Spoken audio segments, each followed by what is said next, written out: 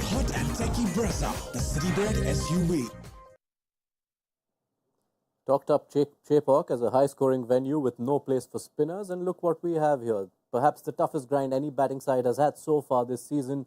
KKR only managed 137 for 9 as they are stifled by Ravindra Jadeja and CSK's seamers at Chepauk, leaving Chennai with 138 to win to hand KKR their first defeat of the season. On Maruti Suzuki Arena presents ESPN Cricket for Timeout in the continued company of Tom Moody, Mitch McClenaghan and Wasim Jaffer to mark the return of Chepauk that we once knew, Tom. No one saw this coming. Yeah, it's winding back the clock, isn't it? It's an interesting one because what we did here, that it was quite heavy and humid conditions, but we also heard, on the other hand, that it was a flat batting surface. But talking to Raidu, during this innings, it's quite interesting. He's obviously got an intimate sort of understanding of how that surface plays. He says when it can be quite humid, the surface can get quite sticky, and that's exactly the way it played, where the ball just held in the surface. You get through that shiny new ball, and whether you're bowling, quick, bowling cutters into that surface like Fizz did, or you're bowling spin, it looked like, as you said, it's quite a tough grind. Yeah, not often you see the likes of Russell and Rinku going at a strike rate of 100 or even lower. What does that tell you about how challenging the surface is? Oh, well, first and foremost, it shows that, like we alluded to at the start, Mushtaq Fazir's slower ball's back. He bowled exceptionally well.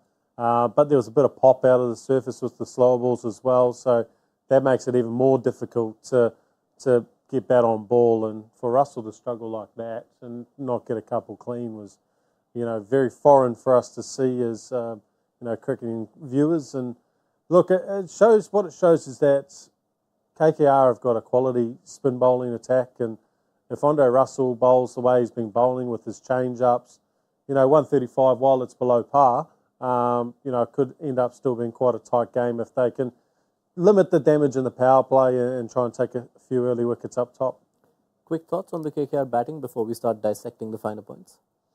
Well, I think they started well, after losing the wicket on the first ball. They still had 56 for 1 in the power play, but I thought they played, one or two shots too many. That reverse sweep, Ravindra Jadeja is not the bowler you want to play first ball. And then obviously we talked about Ravindra Jadeja. This is his kind of pitch, and obviously used it to maximum. But I thought the shot selection could have been better. Wickets in hand, they would have probably got 20 odd more. I feel, even though wicket was difficult, but I just feel that in between they played some very ordinary shots. Yeah, let's jump straight to that interval, because till that point in the power play, we thought this is still KKR batting the way we've seen them. They were 56 for 1 at the end of 6, which is when Jadeja enters, bowls 4 overs, 3 for 18. This after the first 2 games in Chepauk had seen Chennai spinners go wicketless. Talk us through that phase of the game, Tom, where Jadeja came and just applied the brakes. Well, he soon recognised the conditions were very much in his favour, and once the ball does grip and turn, he's arguably one of the best spinners in the world, because he's so clever with his pace. He hides the quicker ball, and it's very hard to pick it when he slows the ball up. So, and his pinpoint accuracy is second to none.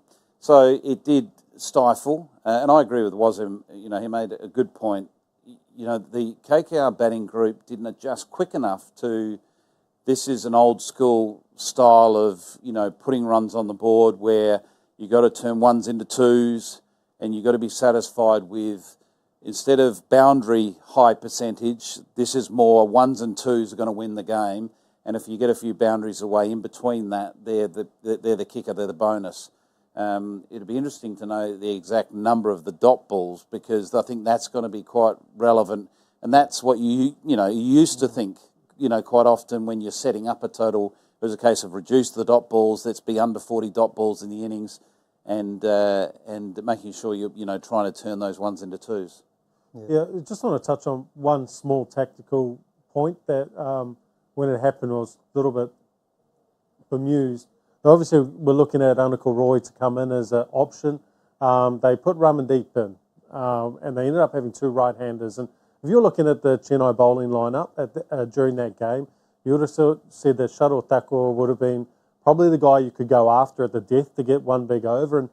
And by bringing the two right-handers out at the same time and not putting either Rinku Singh or Anukul Roy into that lineup as the impact player, they allowed them to get Rachin Ravindra through. So as soon as they saw the wicket was turning, by them going with the two right-handers and Ramandeep and Shreyas Iyer, they allowed them to sneak a over of left-arm spin in there, which went only for 4 runs. And at that point, they could have promoted someone to go after that left-arm spin if they wanted to, or you get the back-end over or shuttle tackle against a Russell or a Rinku Singh at the death. So tactically, they missed out on probably a really good scoring opportunity towards the back of the innings. Well, they had Manish Pandey batted on, so the idea was probably to get him as an impact, and then I think the batters played, and then obviously Andrew Russell came in, and probably that's when they thought that they can use Anukul Roy as a bowler in the second half. So, but even then, I feel Rinku Singh could have probably come in earlier. I'm surprised that Rachin Ravindra only bowled 1 over, because 9 overs of 50 runs of spin with 4 wickets.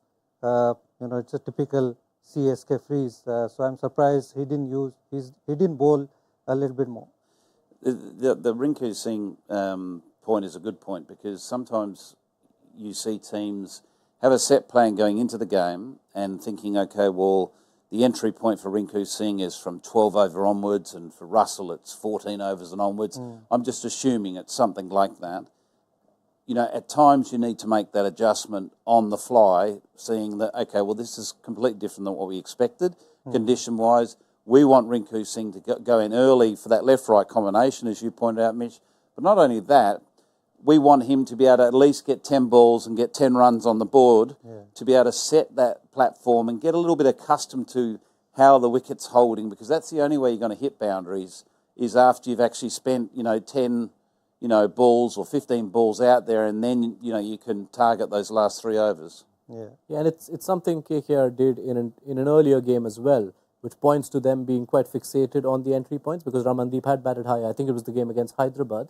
But in particular, seeing Rinku's evolution, I mean, this is no longer someone who the world knows as a finisher only. He has shown for games playing for India that there have been situations where he's come out to bat in the 8th or 9th over and managed to pace himself, play through the spin, and then do his bit at the finish. So KKR probably need to rethink that. Yeah, he's a proper batsman. He bats number 4 in first-class cricket. So he's not like a finisher that KKR uses, even though obviously he plays the big shots well, but he can play spin well. So they can think of him, using him at number 4 or number 5 if needed to. Yeah, but he's done well as a finisher. Just want to quickly touch upon how the seamers operated. Tushar Deshpande with 3 wickets, including, that's quite a list. Salt, first ball of the game, Rinku and Russell. And as well as Mustafizur Rahman. Got those wickets at the end, but Russell could barely land the bat on him in that 18th over. Yeah, look, Deshpande's really impressed me. The last 2 or 3 games, he's been right on the money. He hasn't bowled many loose balls. He's taken wickets at the top, and his economy rate's been exceptional. I think 3 for 33 tonight. When he was under pressure, it was a wicket to go after the seamers. I thought he was superb. Mustafizur is doing Mustafizur of old things. He's got his pace back, and which makes that slow ball more effective. So I think really good signs out of that Chennai seam attack in particular. I guess looking forward to the second innings, I think with the spin of KKR, the one to watch is how will Sunil Narayan go. It's a wicket for him, but he's got that shoulder injury picked up. Yep, that's his lead shoulder. But to see if he can get through that pain, because he's going to be a key bowler for KKR in the second innings. Give us an insight on how we can expect the second innings to go, those overs of Narayan, Varun and Anukul Roy, who's now been subbed in. It's not going to be an easy total to chase down. The power play is going to be key, but it's an interesting one for Chennai, because it's not like Gaikwad's in flying form. Yeah. So, he sort of is going to be caught in between, knowing that this is an important 6 overs and it's probably the easiest time to hit boundaries, and not having the confidence to do it and press the trigger. Rachin Ravindra, I'm sure, just having seen a small sample of him over the last 6 months, I don't think he will be phased. He tends to just go out there and do his thing. So I think he'll go after that power play. But if they lose 2 or more wickets in that power play, that suddenly that 137 or 138 to win is a mountain to climb. Yeah, our ball-by-ball commentary already tells us that there is a bit of dew settling in on the ground in Chennai. How do you see the CSK openers approach the start of this innings? I think they'll look to maximize the power play without a doubt. That's probably the best part of the batting innings, that you can make most runs, and then things can get difficult, but it won't be easy. With Mitchell Stark and Weber, Aurora can swing the ball. Probably Anukul Roy they'll probably use in the power play. But if, like Tom says, if 2 wickets go down in the power play, it's a game on with the kind of spin that KKR possesses. And if it is the spinners on show, usually we would be talking about Chennai throwing up Dubey as their spin counter. This is perhaps the least easy surface for Dubey to execute his shots against spin. Definitely. When you got a surface that's holding, we saw Andre Russell, one of the best ball hitters, struggle to flex his muscles out there. So it's going to be the same for Dubey. He may have a little bit more experience in these type of challenging conditions than Andre Russell, but still it's not going to be an easy road for him to go out there and just start popping them into the stands. All right, let's duck into predictions then. Let's start with you, Mitch, this time. Yeah, look, I think it's going to be a close one. I think Chennai will win in the 19th over, 19.1. Oh. And I think Jadeja will actually be the key to them getting over the line tonight. Okay, Wasim? Yeah, I think it's Chennai's game to lose, so I'll back them to win. I'll be a little bit different and go KKR with Sunil Narayan taking 3 for probably 16. Wow. So we've got 1 KKR. If that happens, KKR make it 4 wins out of 4 and hand Chennai their first defeat at home this season. Whichever way it goes, be sure to join us at the end of the game on Maruti Suzuki Arena presents ESPN Cricket Info Timeout. And in the meantime, be sure to download the ESPN Cricket Info mobile app to keep yourself covered through the rest of this game. See you then at the end of KKR versus CSK.